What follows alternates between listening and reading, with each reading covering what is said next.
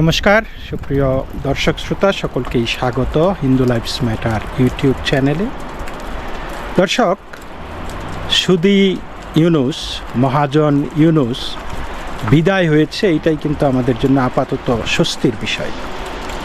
কিন্তু স্বস্তি মানেই কি মুক্তি, নাকি এক অন্ধকার থেকে আরেক অন্ধকারে প্রবেশ? আমেরিকার সাথে নন ডিসক্লোজার অ্যাগ্রিমেন্ট, বাণিজ্য চুক্তি যেটা করেছে সেটা জনগণের জানার অধিকার নাই সেই চুক্তিতে কি আছে। বন্দর নিয়ে আলোচনা, তারপরে সামরিক সমঝোতা কি কি হয়েছে আমরা জানি না, দেশবাসী জানতে পারবে না, কারণ সেই গভর্নমেন্টের সাথে দাসখত দিয়ে আমেরিকার সাথে আর কি একটা এনডিএ চুক্তি করেছে। সো আপনি জানতে পারবেন না। ভাবতে পারেন, এতদিন আমরা শুনে আসছিলাম যে ভারতের সাথে নাকি বাংলাদেশের কি কি চুক্তি করেছে, গোপন চুক্তি, এই সব চুক্তি সব খতিয়ে দেখা হবে এবং এগুলি বাতিল করা হবে। কিন্তু আজ পর্যন্ত সরকার, এত বছর গেল, ১.৫ বছর পার করেছে মহাজনের সরকার, তারা একটি চুক্তিরও উল্লেখ করতে পারেনি যে এই চুক্তিটি দেশের স্বার্থ বিরোধী এবং এই চুক্তিটি আমরা বাতিল করছি। ভাবতে পারেন, এবং সেই সরকারই মানে বড় গলায় এত এত কথা বলে শেষ পর্যন্ত আমেরিকার সাথে নন ডিসক্লোজার অ্যাগ্রিমেন্টে এই বাণিজ্য চুক্তি করেছে। তো এমন কি চুক্তি তারা করেছে যেটা বাংলাদেশের জনগণ জানতে পারবে না, সেটা গোপনে রাখতে হবে? বিষয়টা কি? তো এই যে মানুষ বলে যে ইউনুস হচ্ছে আমেরিকার প্লান্ট, পুরা সরকারটাই আমেরিকার প্লান্ট, আমেরিকা এসে বসিয়ে দিয়েছে, তারা তাদের স্বার্থ সিদ্ধি করে তারপরে আবার তাদেরকে উঠিয়ে নিয়ে গেছে। এবং এর মধ্যে আমরা দেখেছি তারেক রহমানকে আমেরিকার প্রেসিডেন্ট একটা অভিনন্দন বার্তা পাঠিয়েছে, এবং সেটা বার্তা না, যেন হুমকি আর কি, যে আমাদের সাথে যেই যেই চুক্তিগুলি করেছে এগুলির দ্রুত বাস্তবায়ন চাই এবং আমাকে সহযোগিতা করবা এশীয় প্রশান্ত মহাসাগরীয় অঞ্চলে যেই আমাদের যেই খেলাটা আমরা খেলতেছি বা খেলবো, খেলার পরিকল্পনা আছে, সেই খেলায় তোমরা আমাদের দাবার গুটি হতে হবে।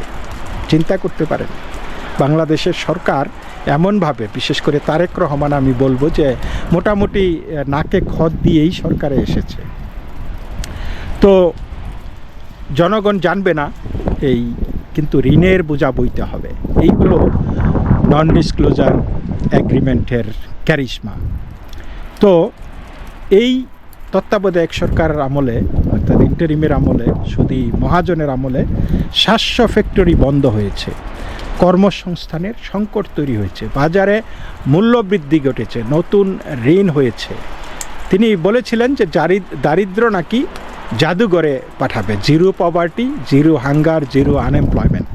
কিন্তু এই প্রতিশ্রুতির বাস্তবতা কোথায়? দেশের মানুষ কি পেল দর্শক? দারিদ্র কি সত্যি জাদুঘরে চলে গেছে, নাকি ৩০ লাখ নতুন বেকার তৈরি হয়েছে?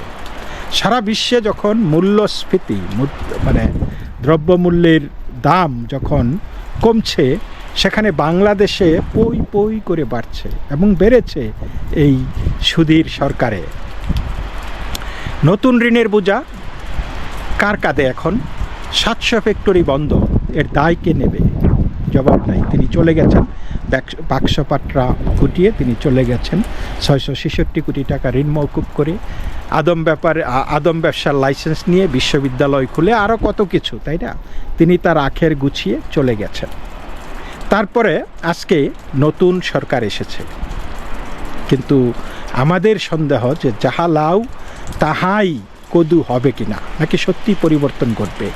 এই যে রজার খলিল, তাকে রেখে যাওয়া হয়েছে, যে এই মানুষটিকে বিএনপির এত মানুষ বলেছে যে এই বিনদেশি নাগরিক আমরা চাই না, কিন্তু কীভাবে, মানে কোন রহস্যে তিনি সেখানে থেকেই গেলেন এবং বিএনপির তাবৎ নেতাদের বক্তব্যের কোনো মূল্যায়ন এইখানে হলো না। আপনারা বুঝতেই পারছেন যে এই সুধী এবং তার সাঙ্গপাঙ্গ বা মুদ্রা কথায় বলতে গেলে আমেরিকার ক্যারিশমা কতটুকু, বা আমেরিকার দ্বারা কতটুকু প্রোটেক্টেড এই সুধী মহাজন ইউনুস।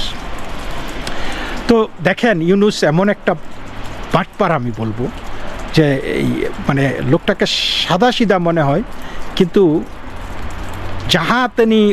যা তার উদ্দেশ্য সেটা করার জন্য তিনি মরণ কামড় দিয়ে থাকবেই। দেখেছেন আপনারা যে লাস্ট তার বক্তৃতায়ও 7 সিস্টার নিয়ে, এই যে ভারতের 7 সিস্টার্স আর কি, ভারতের পূর্বাঞ্চলীয় উত্তর পূর্বাঞ্চলীয় যেই 7টি অঙ্গরাজ্য আছে সেটা নিয়ে ইউনুসের যে অদ্ভুত এক ধরনের ফিক্সেশন আছে সেটা কিন্তু আমরা আবার দেখেছি। এবং তার শেষ ভাষণেও তিনি বলেছেন নেপাল, ভুটান আর 7 সিস্টার্সের সাথে সমুদ্রের কানেকশন একমাত্র বাংলাদেশ।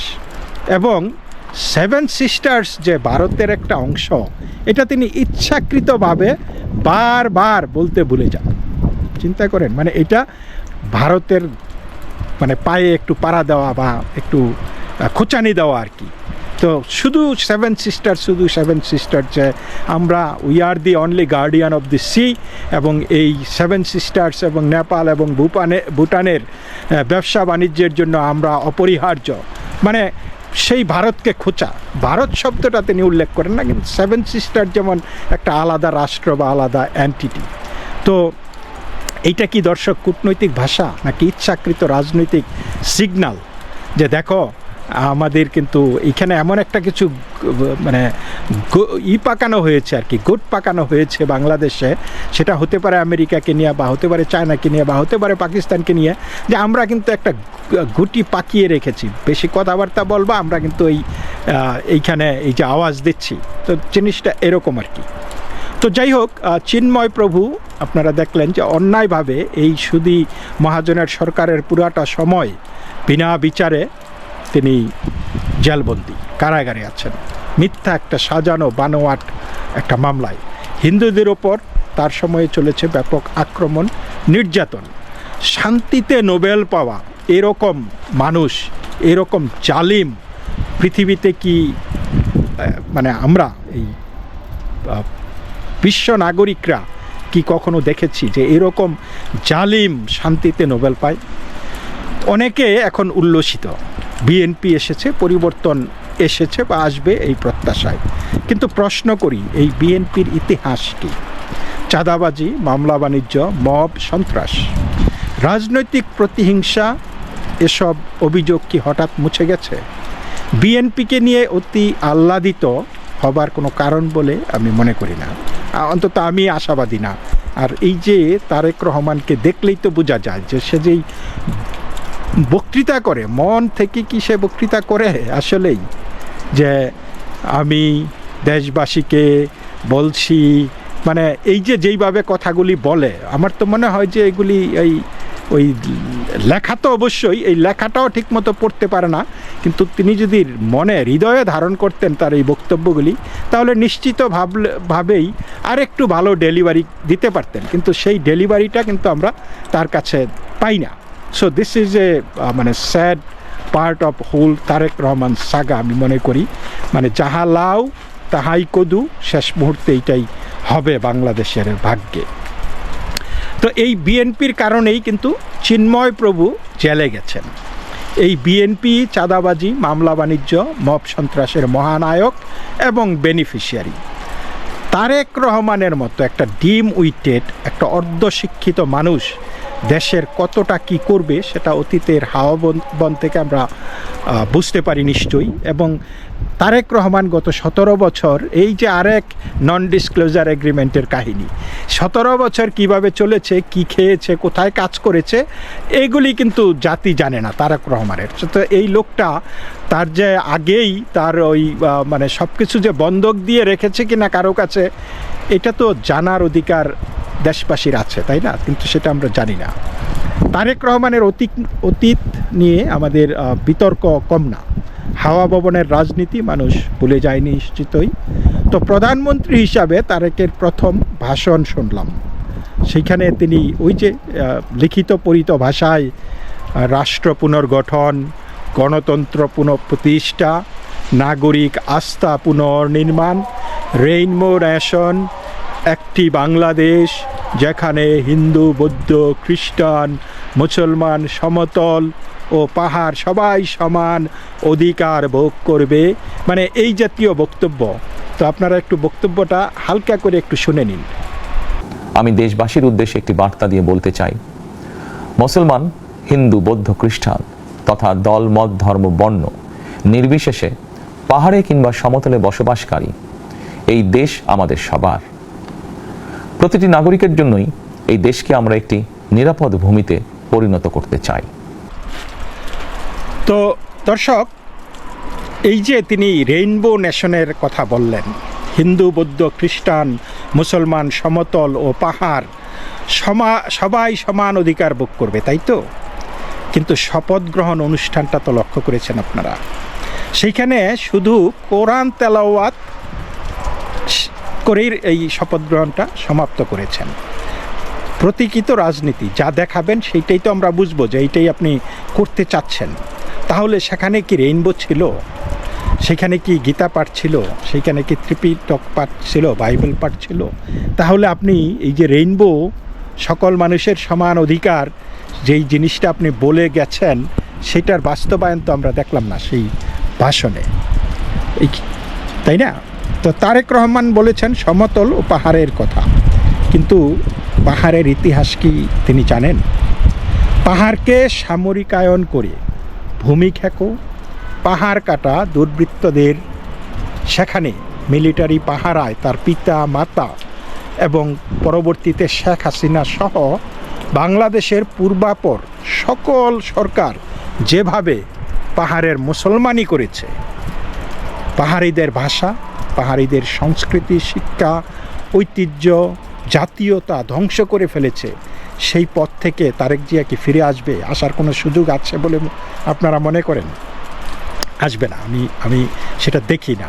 সেই এত কথা পাহাড়ি সমতল সবাই সমান ভাগে মানে সমান অধিকার ভোগ করবে, সমতলের মানুষ পাহাড়ে গিয়ে পাহাড়টাকে ধ্বংস করেছে।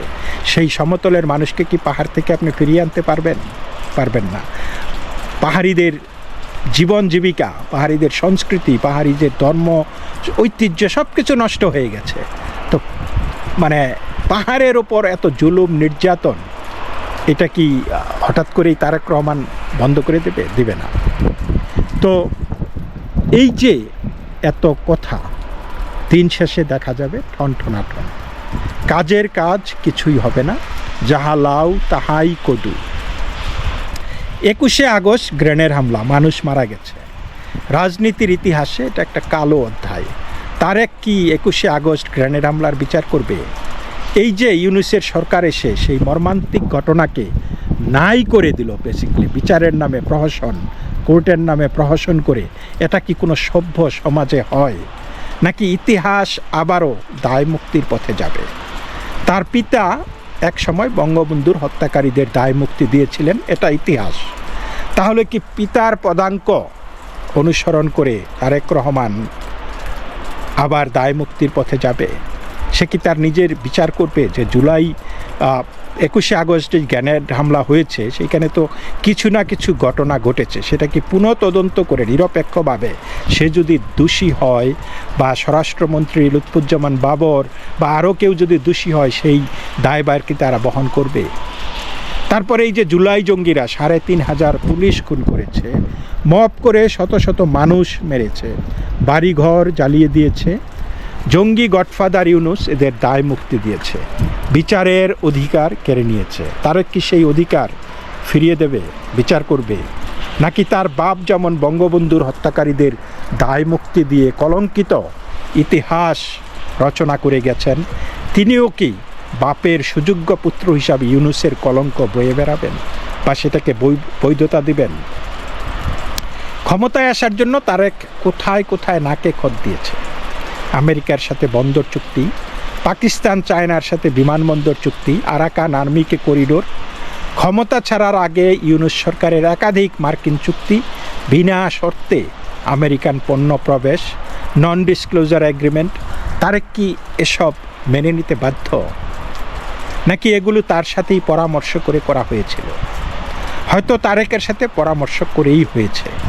খলিলুর রহমানের মতো পয়জন পিল যদি তারেক গিলতে পারে, এবং এটা নিশ্চয়ই তো একটা রহস্য আছে, খলিলুর রহমানের বিরুদ্ধে বিএনপির যে চরম বিরোধিতা, সেইটা নিমেষে উবে গেল।